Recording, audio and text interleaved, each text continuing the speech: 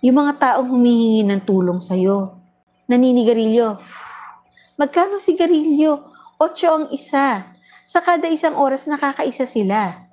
Ilang oras silang gising?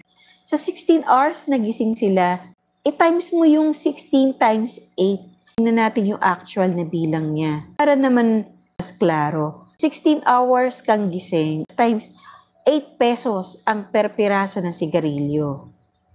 Tignan mo kung magkano. 128 pesos. I-times mo yan sa 30 days. Kasi hindi naman sila nagtitigil eh. Dire-diretso. Tignan mo, sa loob ng isang buwan, 3,840 sigarilyo pa lang yan. Isang beses sa kada isang oras. Paano kung 2 beses, 3 beses, 4 na beses?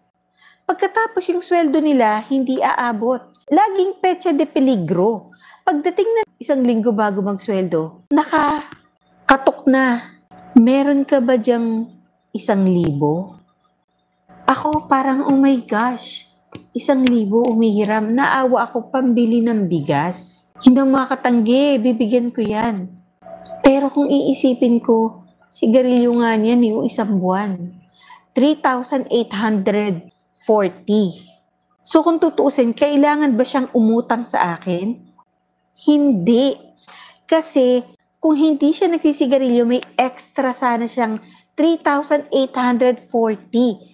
1,000 lang yung hinihiram para pambili ng bigas, pero kung hindi siya nagsigarilyo or kahit hindi siya magtigil, kinat na lang niya na sa halip kada 1 oras ang sigarilyo niya, hinaf lang niya.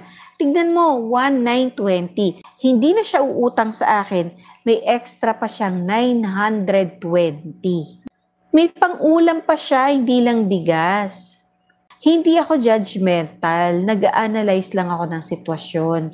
Kung paano maiiwasan ng mga tao na nang-uutang or nanghihingi na nanghihingi, walang bisyong tao, na sapat-sapatan lang din, tapos tumutulong sa kanila.